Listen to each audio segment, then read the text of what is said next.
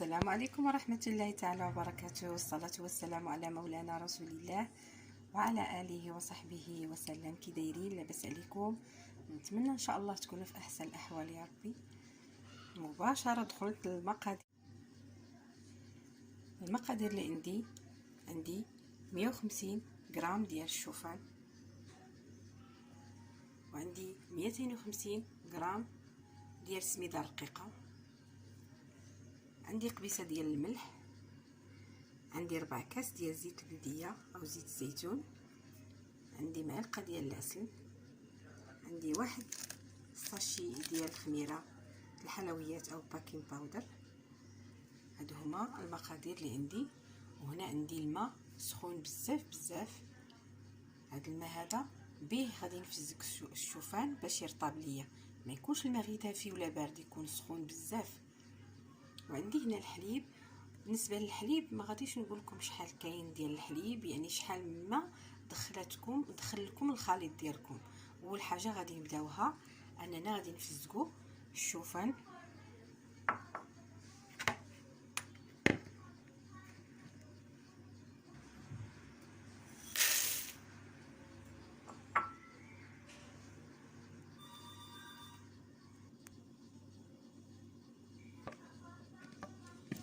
خويت غير شويه الماء من الكاس صافي، ما غاديش نكتر.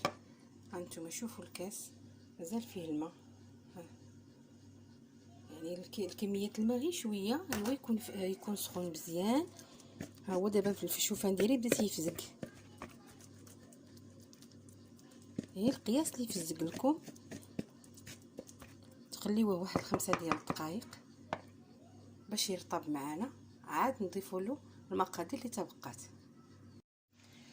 ها هو الشوفان ديالي، شوفوا كيرجع رطب، 5 دقائق ما كاملاش يرجع رطب صافي. دابا غادي نضيف له المقادير كلها.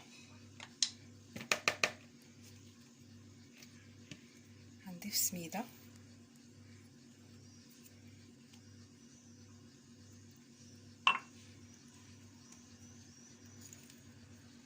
قبيصه ديال الملح،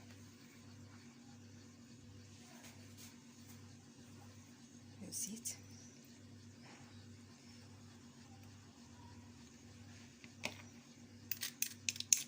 معلقه كبيره ديال العسل،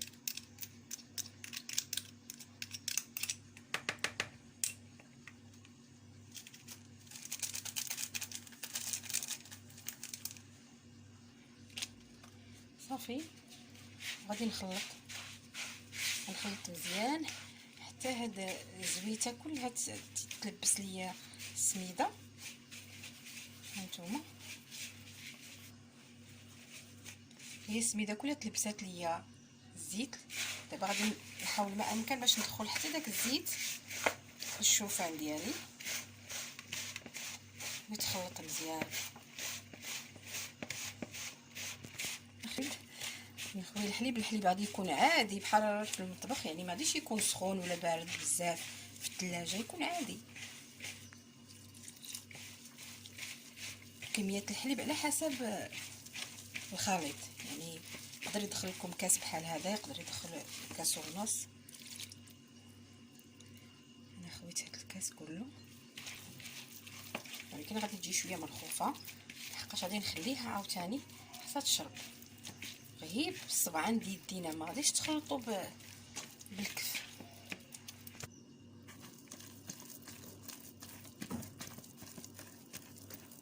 شوف العجين كي مرخوف.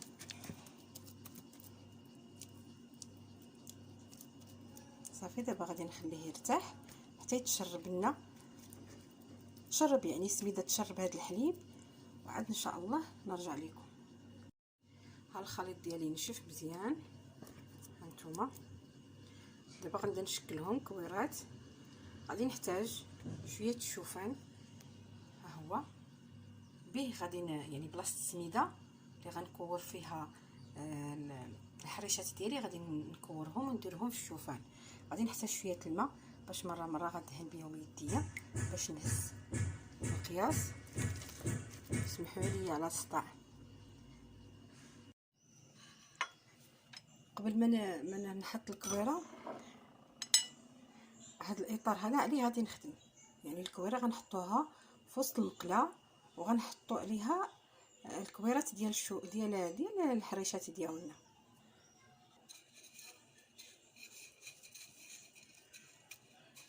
صافي تنمشيو بها هكا، تنخليو داك الكويرات يعني تشبعوا بالشوفان، لحقاش السميده شاربه الحليب، يعني غتبقى فتيه، يعني حريشات ديالنا غادي يجيو ان شاء الله فتيين من الداخل ومقرمشين بهذا الشوفان من الفوق. دابا غادي نحط الاطار في وسط المقلاة تكون بارده، وعاد نحط في وسط منها يعني الحريشه ديالي.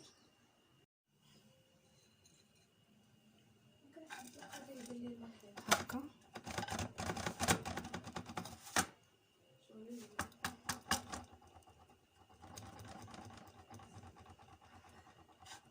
صافي، ونحيد الاطار.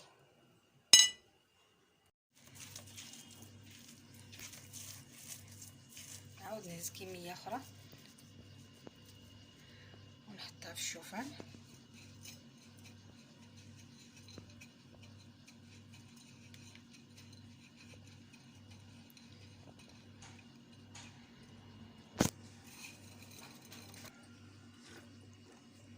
صافي غادي نهزها وغادي نحطها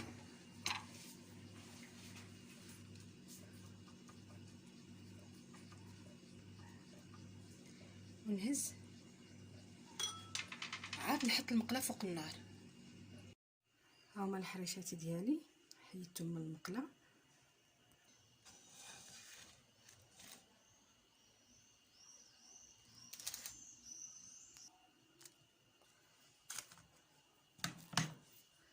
ها هما، نعاود نخبز وحدين اخرين نرجع معكم. شوف اللوين كي تيجيو غزال، ها هما اللون ديالو الحقيقي هو هذا. شوف كتيجي محمر ومقرمشين، تيجيو مقرمشين من الفوق.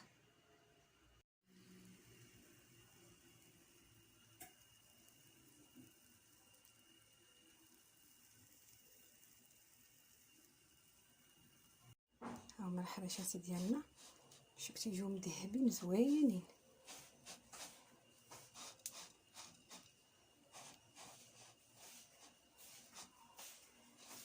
الاحسن تكون يعني العافيه تكون مهيله، ما تكونش مجهده بزاف باش ما يتحرقوش ويطيبوا على خاطرهم وتيعطيونا هاد اللوين هكا.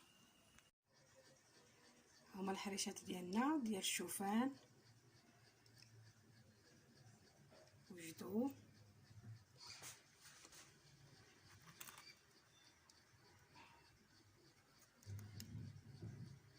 تيجيو محمرين طايبين ومقرمشين من برا ومن الداخل رطب وهشاش. نتمنى ان شاء الله تجربوهم ويعجبوكم، وما تنساونيش من الاشتراك والضغط على الجرس باش يوصلكم ان شاء الله كل جديد. والسلام عليكم ورحمه الله تعالى وبركاته.